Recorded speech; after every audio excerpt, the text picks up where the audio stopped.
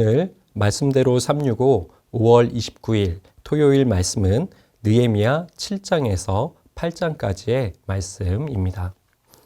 느헤미야 7장에서는 52일 만에 성벽 공사를 완성한 이후 느헤미야의 행보를 잘 기록하고 있습니다. 느헤미야가 가장 먼저 취한 태도는 무엇일까요? 그것은 바로 사람을 세우는 일이었습니다. 1절의 말씀을 제가 다시 한번 읽겠습니다. 성벽이 건축됨에 문짝을 달고 문지기와 노래하는 자들과 레위 사람들을 세운 후에 느헤미야는 가장 먼저 문지기들, 노래하는 사람들, 레위 사람들을 세웠습니다. 이들은 어떤 사람, 무엇을 하는 사람입니까? 여기에 등장하는 모든 이들은 예배를 섬기며 성전의 예배 위원으로 또 돕는 이들이었습니다. 느헤미야는 성벽을 재건한 이후 가장 먼저 사람 세우는 일에 집중했습니다. 바로 그 사람들은 예배자였던 것이죠. 성벽 재건이 하드웨어라면 예배자를 세우는 일은 소프트웨어를 세우는 일입니다. 아무리 외적으로 성벽이 화려하고 휘황찬란하게 빛을 발한다 할지라도 그 내부가 그 안이 텅 비어 있다면 그것은 참으로 공허하고 아무것도 아닌 게 될 것입니다. 따라서 느헤미야는 성벽 재건이 완공된 이후 먼저 예배를 회복하고자 힘썼습니다. 각 처소에서 살아계신 하나님을 영과 진리로 예배할 수 있도록 하나님의 영광이 임재하는 거룩한 예배 장소를 다시 한번 회복시킨 것입니다. 다음으로 느헤미야는 어떤 사람을 세웠을까요? 2절의 말씀을 제가 한번 읽습니다.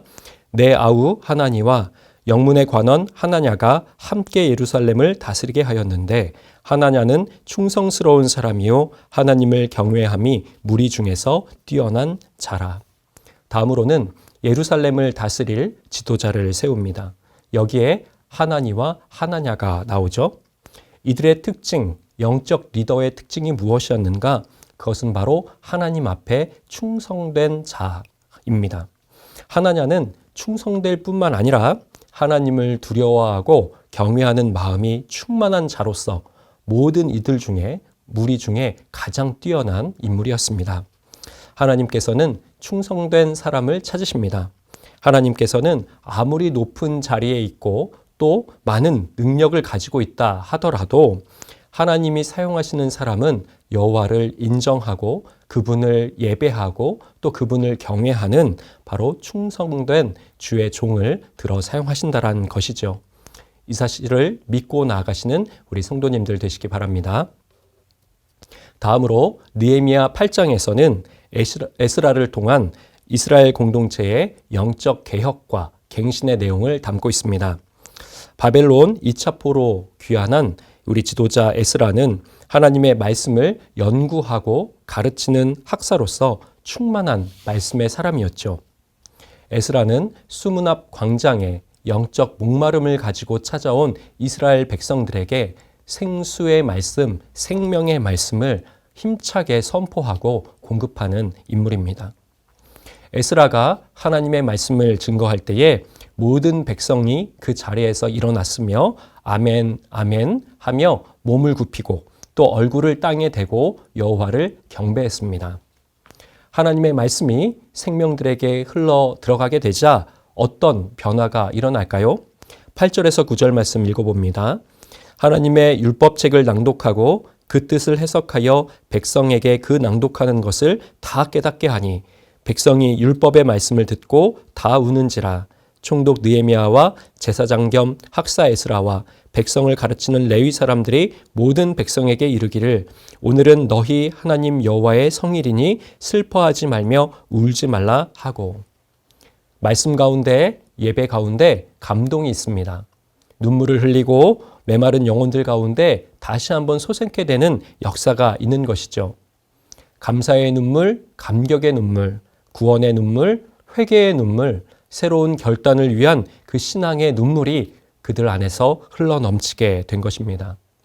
이들은 단지 말씀을 깨닫고 감정적으로 반응한 것을 넘어서 실제적인 삶의 자리에서 결단하고 의지적으로 신앙적 삶을 이루어 나갔습니다. 말씀을 깨달은 대로, 말씀을 받은 대로 실천하는 삶이었죠. 영적인 부흥은 하나님의 말씀으로 시작됩니다. 하나님의 자녀들이 하나님의 말씀에 반응할 때에 하나님께서 우리 안에 놀라운 일을 시작하실 것입니다. 우리 사랑하는 영락교회 모든 성도님들도 이 하나님의 말씀으로 우리가 다시 한번 새로워지며 하나님의 마음을 시원케 하는 거룩한 모든 자녀들 되시기를 주님의 이름으로 축복합니다.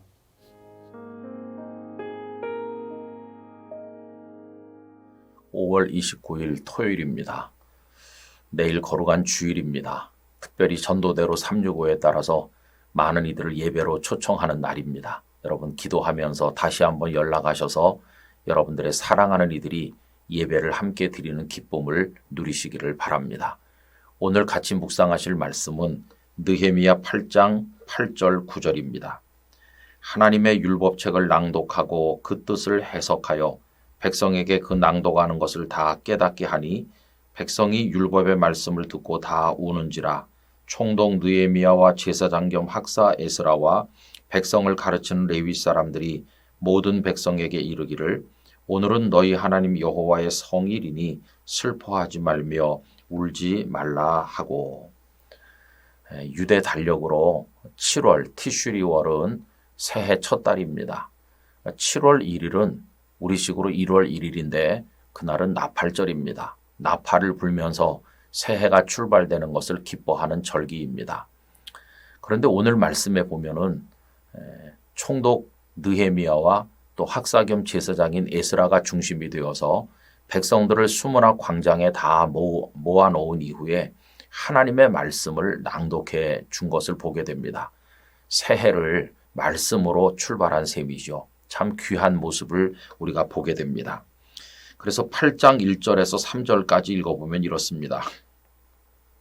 이스라엘 자손이 자기들의 성읍에 거주하였더니 7째 달에 이르러 모든 백성이 일제히 수문학 광장에 모여 학사 에스라에게 여호와께서 이스라엘에게 명령하신 모세의 율법책을 가져오기를 청하매 7째 달 초하루에 제사장 에스라가 율법책을 가지고 회중 앞 곧 남자나 여자나 알아들을 만한 모든 사람 앞에 이르러 수문학 광장에서 새벽부터 정오까지 남자나 여자나 알아들을 만한 모든 사람 앞에서 읽음에 뭇 백성이 그 율법책에 귀를 기울였는데 라고 되어 있습니다. 남자, 여자, 말씀을 알아들을 만한 모든 사람, 남녀노소가 다 같이 하나님의 말씀 앞에 선 것입니다. 그래서 새벽부터 오정이 될 때까지, 정오가 될 때까지 하나님의 말씀을 낭독했고 그들은 귀를 기울여서 그 말씀을 들었습니다. 근데 말씀을 낭독만 해준 게 아니고 그 말씀의 뜻을 풀이해서 이해하도록 해주고 깨닫도록 해준 것입니다. 자, 이처럼 하나님의 말씀을 받은 백성들의 반응이 어떠했을까요? 그게 바로 오늘의 본문인데 백성들은 이 말씀을 듣고는 다 울었다고 그랬습니다. 백성이 율법의 말씀을 듣고 다 우는지라. 성도 여러분, 하나님의 말씀을 혼자서 읽으시든지 아니면 예배 시간에 설교를 통해서 들으시든지 하나님의 말씀 앞에서 울어보신 적이 있으신가요? 여러분, 눈물이라고 하는 것은 평소에는 잘 나오지 않는 것입니다. 누군가가 눈물을 흘린다는 것은 그 마음이 감동되었거나 격동되었거나 뭔가 마음속에 지진이 일어난 겁니다. 그래서 눈물을 흘리는 것이죠. 눈물을 흘리면 딱딱하던 마음이 녹아져 풀어집니다. 닫힌 마음이 열리게 되는 거죠. 그래야 또 눈물이 나는 것이죠. 하나님의 말씀 앞에 운다고 하는 것은 찔림을 받았든지 위로를 받았든지 그 말씀이 주는 어떤 하나님의 세계에 대해서 하나님의 뜻에 대해서 그가 벌거벗은 모습으로 섰다고 하는 것을 보여주는 게 아니겠습니까? 요즘 우리들은 너무 마음이 다쳤어요. 너무 딱딱해요. 하나님의 말씀을 아무리 읽고 들어도 별 감흥이 없고 말씀은 말씀이고 나는 나고 이렇게 따로따로 사는 경우가 얼마나 많이 있습니까? 여러분, 하나님의 말씀 앞에 좀 우리가 진지해야 되겠습니다. 그래서 하나님의 말씀을 받을 때 정말 귀를 기울여 듣고 마음을 기울여 받아들이면서 그 말씀 앞에 우리 자신의 모습을 비추어 보고 부끄러운 걸 회개하고 그 말씀의 격려 속에서 새 힘을 얻으면서 감격하고 그 말씀 앞에 정말 눈물을 흘릴 수 있는 그런 마음, 그런 토양이 우리들에게 필요하다 하는 것입니다. 근데 백성들이 울었을 때 이 지도자들이 뭐라고 그랬나요? 울지 말라고 그랬잖아요. 백성이 우니까 울지 말라고 하는 겁니다. 왜냐하면 은혜를 입었잖아요. 말씀을 깨달았잖아요. 은혜를 받았으니까 이제 울지 말아라. 이렇게 하는 겁니다. 그런데 말씀을 받고도 울 줄 모르는 너무나도 딱딱하고 뻣뻣해진 사람들은 어떻게 될까요? 나중에 하나님의 심판대 앞에서 울게 될 것입니다. 먼저 울면 나중엔 울지 않게 되는 것이죠. 그러나 지금 울지 않으면 나중에 심판날에 뒤늦은 눈물을 흘려봤대자 소용이 없게 될 것입니다. 저는 우리 영락교회 성도들이나 모든 분들이 하나님의 말씀 앞에 어린아이가 되기를 원합니다. 여러분, 꼬마들은요, 엄마 아빠가 이놈하기만 해도 눈물이 나요. 그게 순진하다는 겁니다. 그런데 우리 너무 뻣뻣해요.